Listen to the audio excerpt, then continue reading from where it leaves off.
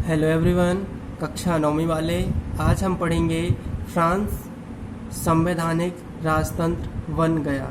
ठीक है, फ्रांस कैसे संवैधानिक राजतंत्र बन गया। पिछले वीडियो में हमने अध्ययन किया था सन 1789 में फ्रांस में क्रांति हुई, जिसमें नेशनल असेंबली की स्थापना की गई थी, है ना। तो अब अपन को देखना है फ्रांस कब संवैधानिक राजतंत्र बन गया। नेशनल असेंबली ने सन 1791 में संविधान का प्रारूप पूरा कर लिया था। मतलब जो नेशनल जो असेंबली थी वह स्वतंत्र हो गई थी, उसने अपना खुद कानून बना लिया, संविधान बना लिया, मतलब संविधान का प्रारूप पूरा कर लिया था। इसका एक ही उद्देश्य था, कल भी हमने बताया था कि सम्राट की जो शक्तियां हैं, मतलब जो हमारा राजा है उसकी जो शक्तियां हैं वह कैसी होना चाहिए, सीमित होना चाहिए। एक व्यक्ति के हाथ में केंद्रीकृत होने की वजह अब इस शक्तियाँ, मतलब उस शासन की शक्तियाँ, जब पहले क्या था, एक ही राजा था और उसकी संपूर्ण शक्ति मतलब शासन एक ही था, राज्य एक ही था और उसकी संपूर्ण शक्ति किसके हाथ में थी, राजा के हाथ में थी। अब जब नेशनल असेंबली ने अपना संविधान बनाया, उसमें जो शासन की संपूर्ण शक्ति थी वह केंद्रीकृत ना होकर शक्तियों का क्या हो गया, बंटवारा हो गया, जिसमें विधायिका, कार्यपालिका और न्यायपालिका ये 3 भाग बन गए। इस प्रकार फ्रांस में संवैधानिक राजतंत्र की नींव पड़ी। अब अपन को इस चित्र में देखना है किस प्रकार न्यायपालिका बनी, कार्यपालिका बनी और विधायिका बनी। तो न्यायपालिका का मतलब होता है जो न्याय दिलाता है ना। तो संविधान मतलब जो फ्रांस में जो गठन किया गया, नया राजतंत्र बनाया गया, उसमें न्यायपालिका थी। न्यायपालिका क्या करती थी, न्याय दिलाने का काम करती थी। कार्यपालिका जो भी लेखे जोखे होते थे, वहाँ पर जो भी संविधान निर्माण करना है, कार्य करना है, वो कौन करती थी, कार्यपालिका करती है। विधायिका जो होती है नगर या क्षेत्रों की क्या करती थी, देख रेख करती थी। और ये सारे प्रतिनिधि, यहाँ देखना क्या लिखा है, एक लिखा है निष्क्रिय नागरिक और ऊपर लिखा है सक्रिय नागरिक। जो निष्क्रिय नागरिक होते थे वो क्या होते थे, मतलब इनको क्या था, मत देने का अधिकार नहीं था। ठीक है, ये जो निष्क्रिय नागरिक होते थे ये 25 साल से कम उम्र के व्यक्ति होते थे। उस समय पे क्या होता था फ्रांस में कि जो 25 साल की आयु पूर्ण कर लेता था उन्हें ही मत देने का अधिकार होता था, और जो 25 साल की आयु पूर्ण नहीं कर पाता था उन्हें मत देने का अधिकार नहीं होता था। ठीक है, मतलब जो पूर्ण कर लेगा उसे मत देने का अधिकार रहेगा 25 साल की आयु, और जो नहीं कर पाता था उन्हें मत देने का अधिकार नहीं होता था। ठीक है, तो निष्क्रिय नागरिक बुक इसमें आ जाते थे जो 25 साल से कम रहते थे, जैसे बच्चे हो गए, और वयस्क व्यक्ति जो 18 साल के 25 साल के बीच में रहते थे। सक्रिय नागरिक, ये नागरिक वो होते थे जिन्हें क्या था, मत देने का अधिकार था। निष्क्रिय नागरिकों की संख्या लगभग कितनी थी, 30 लाख थी। ठीक है, और जबकि जो फ्रांस की हमने बताया था, फ्रांस की जो टोटल जनसंख्या थी वो 2.8 करोड़ थी, जिसमें से लगभग 40 लाख लोग जो रहते थे वो क्या करते थे, मतदान करते थे या वोट देते थे। अब ये जो 40 लाख लोग हैं ये वोट देते थे, तो इनसे जो निर्वाचित सदस्य जो पहुंचते थे ना, मतलब 40 लाख लोग में से लगभग 50,000 पुरुष जो होते थे क्या करते थे, वोट करते थे, बाकी लोग वोट नहीं करते थे। और ये नेशनल असेंबली के 745 सदस्यों का चुनाव करते थे। ठीक है, अब नेशनल असेंबली का देख रेख कौन करता था, मंत्री। कौन करते थे, मंत्री नेशनल असेंबली का नियंत्रण करते थे। रहेगा, अब यहाँ आगे देखना है आपको। सन 1791 में संविधान ने कानून बनाने का अधिकार नेशनल असेंबली को सौंप दिया। 1789 में क्रांति हुई, फ्रांसीसी क्रांति। उसके बाद नेशनल असेंबली ने अपना क्या बना लिया, संविधान बना लिया, और संविधान ने कानून बनाने का अधिकार भी किसको दे दिया था, नेशनल असेंबली को दे दिया था।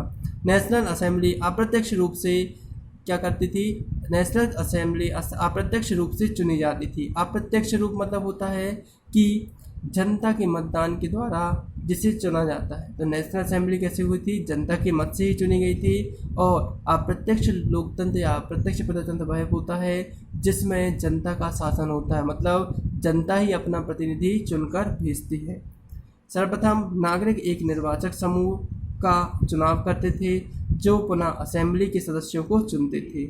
सभी नागरिकों को मतदान का अधिकार नहीं था। हमने बता दिया था क्यों नहीं था? क्योंकि 25 वर्ष से अधिक आयु वाले लोग ही मतदान देते थे। 25 से कम वाले बच्चे या फिर जो भी व्यक्ति रहते थे वो मतदान नहीं करते थे। जिन्हें मत देने का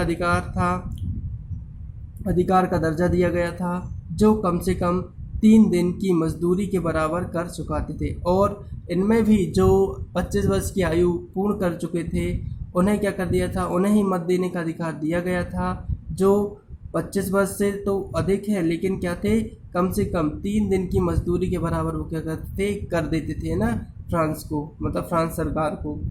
शेष पुरुष और महिला को निष्क्रिय नागरिक के रूप में वर्गीकृत किया गया था। निर्वाचक की योग्यता प्राप्त करने तथा असेंबली का सदस्य होने के लिए लोगों का करदाताओं की उच्चतम श्रेणी में होना जरूरी था। ठीक है, अब आगे देखना क्या लिखा है।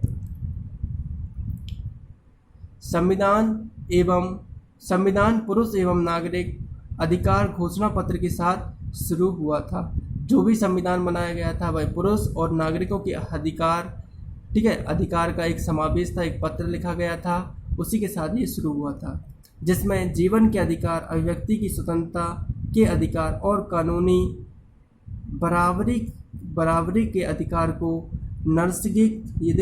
नैसर्गिक और आहरणीय का अधिकार के रूप में स्थापित किया गया। पूछा जाता है नैसर्गिक एवं आहरणीय अधिकार क्या है? ठीक है, तो कौन कौन से अधिकार आते हैं इसके अंतर्गत? जीवन के अधिकार, मतलब हमारे जीवन में जो भी अधिकार हैं वो सारे अधिकार। अभिव्यक्ति की स्वतंत्रता, हम क्या कर रहे हैं, किसी को बोल रहे हैं, बोलने की स्वतंत्रता हो गई, आने जाने की स्वतंत्रता हो गई, रहने की स्वतंत्रता, ये अभिव्यक्ति की स्वतंत्रता, ठीक है, के अधिकार। और कानूनी बराबरी के अधिकार क्या कहलाते हैं? नैसर्गिक एवं आहरणीय के अधिकार के रूप में इन्हें स्थापित किया गया था। ये अधिकार प्रत्येक व्यक्ति को जन्माना प्राप्त है ना, मतलब जन्म से ही ये सारे अधिकार व्यक्ति को क्या थे? प्राप्त थे, और इन अधिकारों को छीना नहीं जा सकता था। राज्य का यह कर्तव्य माना गया कि वह प्रत्येक नागरिकों के नैसर्गिक अधिकार की रक्षा करे।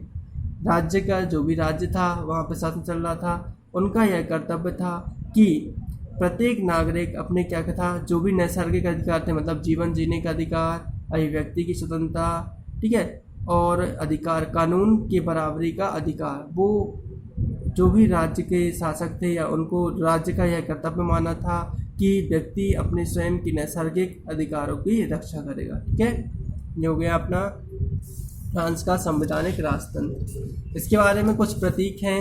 राजनैतिक प्रतीकों के मायने। 18वीं सदी जो थी वह ज़्यादातर स्त्री पुरुष पढ़े लिखे नहीं थे, इसलिए महत्वपूर्ण विचारों का प्रचार करने के लिए छपे हुए शब्दों की बजाय अक्षर, आकृतियों एवं प्रतीकों का प्रयोग किया जाता था, जिसमें पहला प्रतीक है, पूछा जाता है टूटी हुई जंजीर ना। टूटी हुई जंजीर किसका प्रतीक माना जाता है? तो टूटी हुई जंजीर किसका है?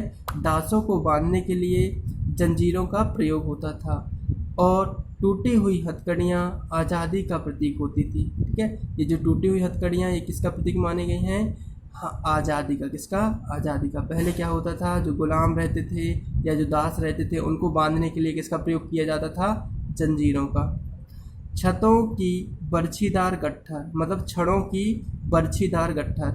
छड़ मतलब क्या होता है? एक छड़ सिंगल रहती है तो वो क्या होती है, उससे आसानी से तोड़ा जा सकता था। लेकिन यदि हम बहुत सारी छड़, मतलब लोहे की जो छड़ रहती है उनको इकट्ठा बहुत सारा करके ऐसा गुत्था बना लें, एक गट्ठा बना लें, तो उनको क्या है, तोड़ा नहीं जा सकता है ना, उनको अलग नहीं किया जा सकता। तो अकेली छड़ को आसानी से तोड़ा जा सकता है, पर पूरे गट्ठर को नहीं।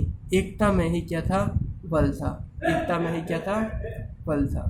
ठीक है, त्रिभुज के अंदर रोशनी बिखेरती आंख। ठीक है, इसे किसका प्रतीक माना गया था? सर्वदर्शी आंख का ज्ञान प्रतीक है। ठीक है, सर्वदर्शी आंख का ज्ञान प्रतीक है। इसके बाद राजदंड क्या था? शाही सत्ता का प्रतीक। पूछा जाता है शाही सत्ता का प्रतीक क्या था? तो क्या था? राजदंड। यहाँ देखो क्या लिखा है, अपनी पूंछ मुंह में लिए सांप। ये किसका प्रतीक माना गया था? अपनी पूंछ मुंह में लिए सांप, सना सनातनता का प्रतीक। ठीक है, सनातनता का प्रतीक। अंगूठी का कोई और छोर नहीं होता था। फिर ऐसे कुछ प्रतीक दिए हैं, आपको ये प्रतीक कंप्लीट करना है। तो आज हम इतना ही पढ़ते हैं। अब जो अगला टॉपिक रहेगा अपना, फ्रांस में राजतंत्र का उन्मूलन और गणतंत्र की स्थापना, ये अपन नेक्स्ट वीडियो में करेंगे। ठीक है, आज के लिए इतना ही। ओके।